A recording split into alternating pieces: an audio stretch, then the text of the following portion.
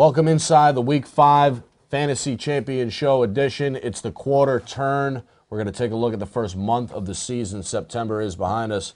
Nick Anastos and Bob Morin.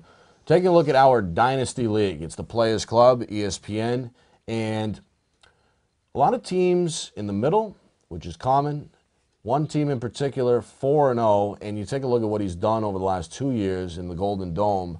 They've only lost 3 times, and I think have won, well, what, they were 14-2, 1-1 in the postseason, 15-3, and now 4-0. This year is 19-3. Yeah, and his last 22 is the Golden Dome. He's been good, and again, he just has depth. And we said when we had the show back in the beginning of September, we said he was the paper champ, and it's living truth right now. Yeah. So he's out in front, again, 19-3 over the last 22. I thought you were going to say, remind us how one of those 3 losses I was holding back. Trust me, when you said he was 1-1 in the postseason, yeah, I kicked his butt in the in the postseason. It felt good because he's one of those annoying owners we talked about. So he's always define annoying. In this he's always his posts. You know how you read in your leagues. You know, there's always some guys that have to write posts that you're just like, I want to smack this kid. But I would never smack him. Ambrose, you know, he's funny. So, or Lance, I should say. Lance Harbor. Behind Golden Dome at 4-0, and how have they been 4-0? Who do they have? Take a look at Matthew Stafford, who had some hiccups, but deep enough everywhere else. Stars. McCoy.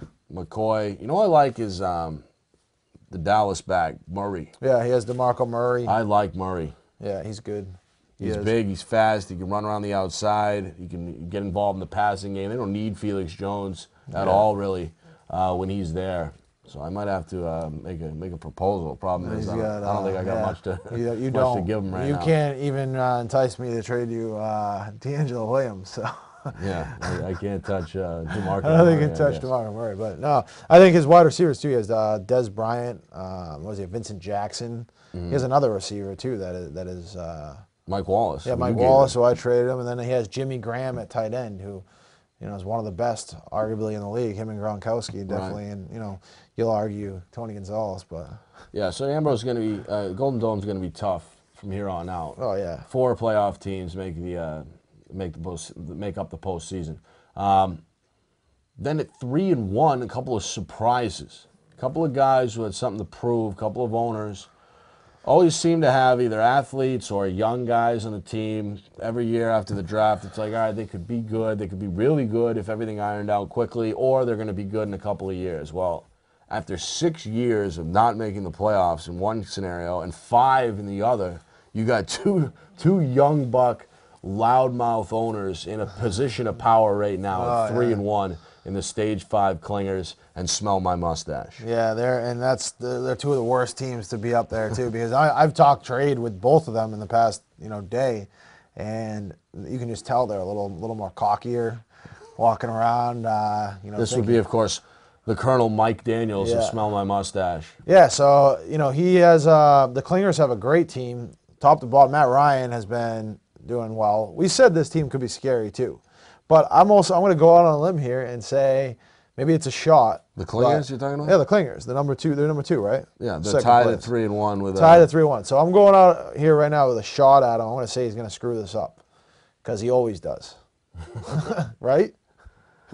Well, he hasn't made the playoffs. He's been 3-1. Is it the first time he's been 3-1? I think he started off hot. He was 3-0 and then lost in week 4. Yeah. Now he's got me in week 5. He's got Peter Beals from the Hempstead Whore Killers. You look at his team at the Clingers. He doesn't have his running backs aren't that special. That's his weak spot, I think. That's why he's trying to get some backs. He's trying. And I've got his top 2 backs on a bye week. So he's got Reggie Bush, who's an injury, I guess, waiting to happen. Yep. A re-aggravation or a new injury of some kind waiting to happen. He actually had his knee first, and then now it's his hip. A new injury that came about. So he's had ankles in the past. Yeah. And, he's a ticking time bomb. Smell My Mustache, though. A guy who is allowed to get loud because he's got 3 rings on his finger. Only one in the league? The only owner with 3 rings. The problem is we haven't heard from him in 5 years.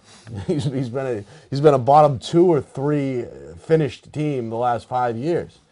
Here he is again, 3-1. He was proud of his team after the draft. He came out with a post after a week 1 loss and said, we're going to be making noise. And here it is 3 weeks later. They've been making noise. What do you make of Colonel Mike Daniels and Smell My Mustache? I think he's done pretty well. He had a pretty good draft, I thought. Alfred Morris, one of his picks, that panned out.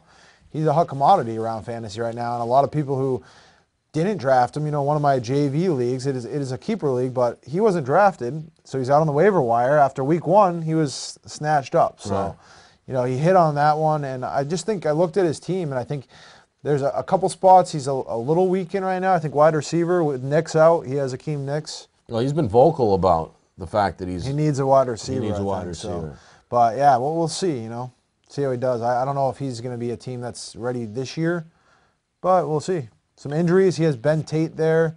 And C.J. Spiller, if he can get back to form, this guy's team is real scary. This is the Fantasy Champion Show, just giving you a recap of not only the month of September fantasy-wise, weeks 1 through 4, but a league update as well. Sitting here at the headquarters of the Players Club. The War Room. The War Room, whatever you want to call it. We're at, obviously, in real life, the studios at Castle Hill Media, MC the Brick behind the camera. All right, tied, again, to recap the standings. 1, Golden Dome, so-called paper champs, on a mission perhaps after falling in the championship game last year. To who? To the New Hampshire Black Bears, owned by the man to my right, Mr. Bob Morin. They're 4-0. Then you have 2 surprises, so-called surprises at 3-1 in the Clingers and Smell My Mustache, and then it becomes a little murkier. Again, 4 playoff spots, so as of now you have 4 teams tied for that final spot. I'm not sure it's appropriate to be talking playoffs yet because it's only week 5, but now is the point on the schedule where, again, you size up who's who, what's what. A month is in the bag. It's enough of a sample to let you understand what's going on in 2012, not carrying over in 2011. Yeah, you're getting a good feel of what your team is going to be like and what you need to do at different positions to add to your team. You definitely, And one of the ways to do that is to size up the standings. Yep. So you can try and see who's going to be listening and who's not based on how their teams are doing. And even for the guys that are on top, too, they want to try to get the first pick next year, second pick, third pick. It's a good time of year. I love talking trade. Oh yeah, it's fun. It's just like it's a little bit of a it's gambling. I'm not a gambler, so it is a game. It's like it's just fun. It's something to do. It tickles the same kind of fancy as gambling. It gets me going. Gets the blood boiling. Some nice trade talk. We like talking trade here on the Fantasy Champion Show once a week here, Wednesday nights on Facebook. Find us on YouTube as well. Nick and Anastos with Bob Morin. The 4 teams, is it 4 or 3, that are tied at 2-2, tied for that 4th and final, I don't want to use the P word, playoff spot. You, the Hempstead Hooer Killers, owned by yours truly, myself, and then Burns, the commish, is 2-2. 2-2. Rob, yep, and no Rob. Oh, Roy's 1-3. Roy's 1-3, yep. Rob is the Zerps. So there are 4 teams at 2-2. We'll leave you and I out of it, at least for now. Yeah. You have a traditionally strong owner, 2 traditionally strong owners, 2 playoff contenders in the Commission squad, which is the Big Sleep, and then the Zerps. Those are guys, I think, when you take a look, have older stars or have question marks on some of these younger guys who are supposed to be stars or at least consistent starters right now, like a Michael Crabtree. Yeah. He was young a few years ago. He's not young anymore. He's not old. He's been in the league long enough to make a distinct mark, and he hasn't. That's my point. Really, yeah. That's my point. So at some point as an owner, and this is not a week-to-week decision. This is more of a year-to-year or half-year-to-half-year decision. Yeah. You got to size up and I think make a decision one way or the other on some of these guys.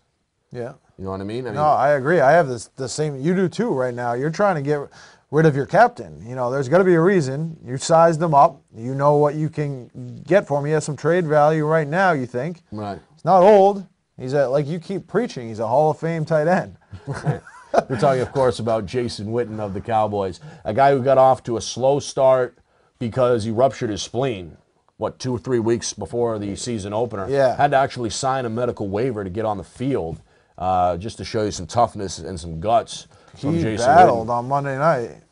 Great game. He battled last Monday night when they were trailing the whole game, but up and down first 4 weeks, and it's explainable because, again, the spleen, I think, at least sums up part of why he wasn't getting a lot of balls, a lot of targets in week 1. He only 10 yards. Week 2, he came back solid but not great with about 60 yards, and then week 3 took another step back in a Cowboys win where he didn't do much. I think he had 10 yards, something like that. So owners were starting to show frustration, and again, injury, he is half a step slower. He's 30 years old, 9th year in the league. But Monday night comes around, they're trailing, he gives hard. He was involved in the offense, let me which say is this, a key too. sign there. He was out on the field the whole game, even at the end of the game.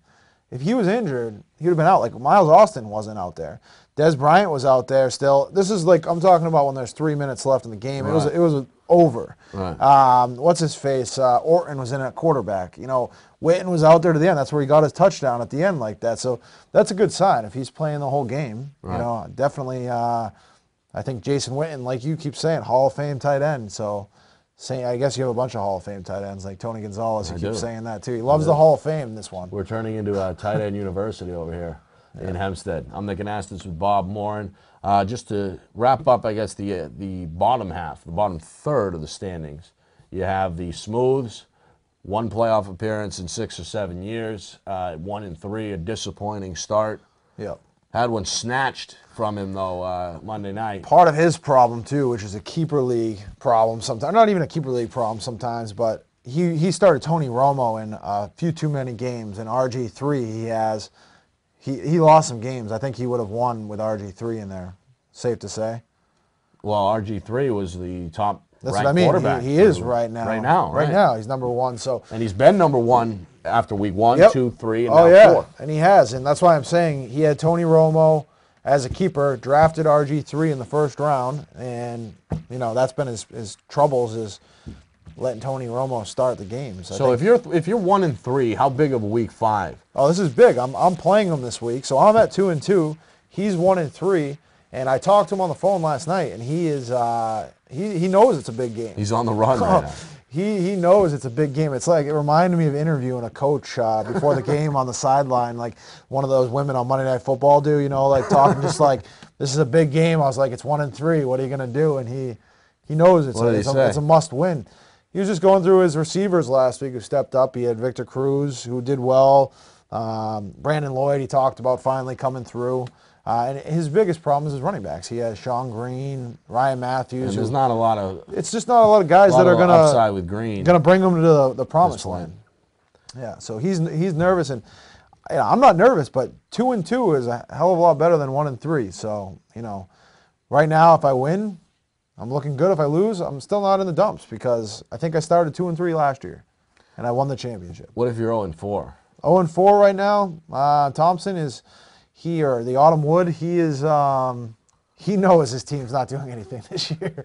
It's sad to say. He's a great kid, but his team's he got some building pieces though. And let me ask you this, and to directly relate to the Autumn Wood situation. Yeah, he's 0-4. Tell him what happened. Took over a franchise that had been left to deteriorate. Took it over, stripped it down. Acquired some picks, took his lumps in year 1, which was last season, went 1-13. Comes in this season, he's 0-4. So on paper, it doesn't look like much of an improvement. But you take a look at some of the numbers week to week, and last year's were just scoring half as much as the teams that were winning, basically. Yeah. And then this year, at least, it's inflated. He's within shouting distance. Yeah, but margins has been cut down too. Yeah, he's been losing by about 10, 15 points. Yeah. Versus 50 or 60 last year. So that's, I think, the more important and more accurate measurement at this point for a young owner. His plan's got to be just to sit, though. I wouldn't trade too many more. You know, if you can trade pieces for picks that are not legitimate mainstays, but he's got to hold on to his team. I've been in a situation like this where I took over a team that was dead last the first 2 years.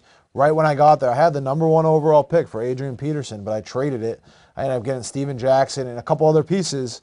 Worked out for me. I made it to the championship game 3 years in a row. So you would lost advise, all 3. You would advise trading the top pick. I think if the deal is for right, deal. for the right deal, that can change your team. But that's something he should have done. You know, and you need pieces in that kind of a situation. Because he's looking for more like quantity right now, I think, than Right. the quality. He needs to start building a team. You know, you can't just build it with Dwayne Bowe and who else? You know, Ahmad Bradshaw. He's got Richardson. Yeah, you just draft. That's a good piece. You know, that's before Richardson came along. Now you're seeing his team improve. That was a huge pick for him. That's why I'm saying, stay pat. Right now in his situation, I would keep the #1 pick because he got Richardson. He has Bo, who I think is a #1 receiver in the league, and you know his or at least quarterbacks, a high end too. high end too. Yeah, he can have his games though. We just saw it this past week. You know, Right. a couple TDs. So, but yeah, he has some good pieces there. I just think he's going to make some smart decisions. You know, obviously not mess it up. No bad trades at this point. This is the Fantasy Champion Show, and that is a look at our Players Club ESPN scoreboard, our league update, an 11-year Dynasty League rolling as smoothly as ever in the year 2012. I'm Nick Anastos for MC The Brick, Bob Morin, signing off. Check us out Wednesday night on our Facebook page, 7 o'clock Eastern Time. We'll see you then in Week 6. Good luck this weekend.